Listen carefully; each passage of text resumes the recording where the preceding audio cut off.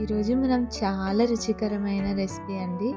డాబా స్టైల్‌లో మేథి చమన్ ఎలా చేసుకోవాలో తెలుసుకుందాం. చపాతీలోకి, రోటీలోకి, పుల్కాల్లోకి చాలా బాగుంటుంది.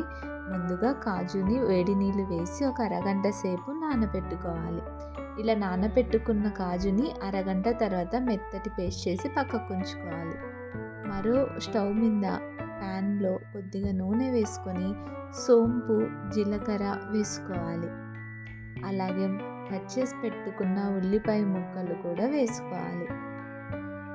ఇవి వేసాక కొద్దిగా బాగా వేగుతూ ఉన్నప్పుడు కలుపుతూ ఉండాలి. మధ్యలో ఉల్లిపాయలు కలర్ చేంజ్ అవ్వాలి. బ్రౌన్ కలర్ వచ్చాక కొద్దిగా అల్లం వెల్లుల్లి పేస్ట్ వేసి కలుపుకోవాలి.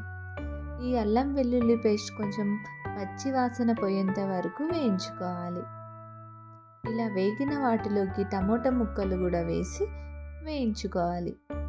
ఇక్కడ నేను తీసుకున్న టమాటా మెత్తగా లేదు, కొద్దిగా గట్టిగా ఉంది. అందుకోసం గంటెతో ఈ విధంగా అంటున్నాను. బాగా కలుపుతూ ఉండాలి.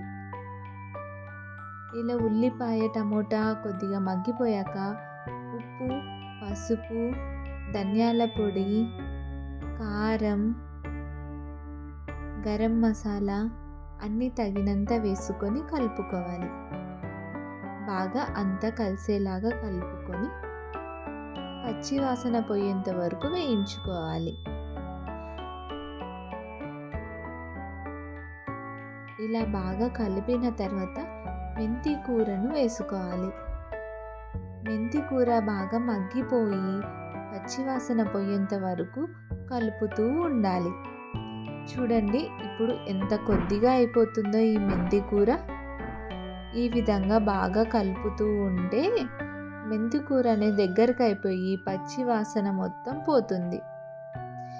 ఈ కూరకు మొత్తం ఇక్కడే అండి, చాలా బాగా వేయించితేనే ఈ కూర రుచి చాలా బాగుంటుంది. కానీ ఒక్కసారి ట్రై చేయండి, అస్సలకి వదలరు, అంత టేస్టీగా ఉంటుంది.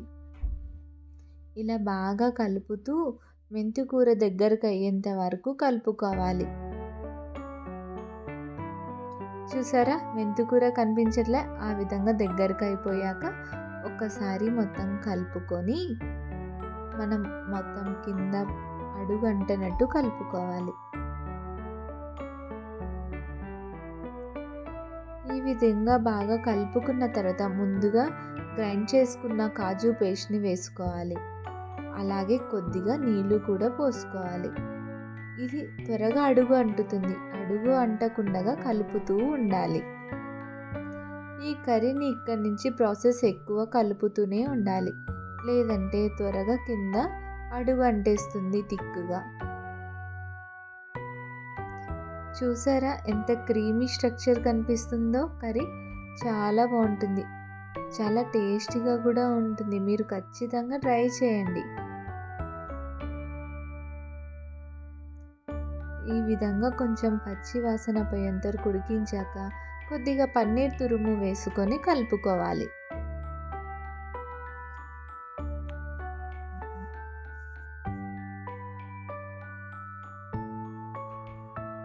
మొత్తం ఈ కర్రీ వచ్చేసి క్రీమీ స్ట్రక్చర్లో ఉంటుంది. ఇది వచ్చేసి నేను లాస్ట్ టైం మా గెట్ టుగెదర్ పార్టీకి వెళ్ళినప్పుడు అక్కడ తిన్నా, చాలా బాగా నచ్చింది, అందుకు ట్రై చేశాను, చాలా బాగా కుదిరింది. ఇక్కడ ఫ్రెష్ క్రీమ్ కానీ లేదా పాల మీద మీగడ కానీ వేసుకొని కలుపుకోవాలి.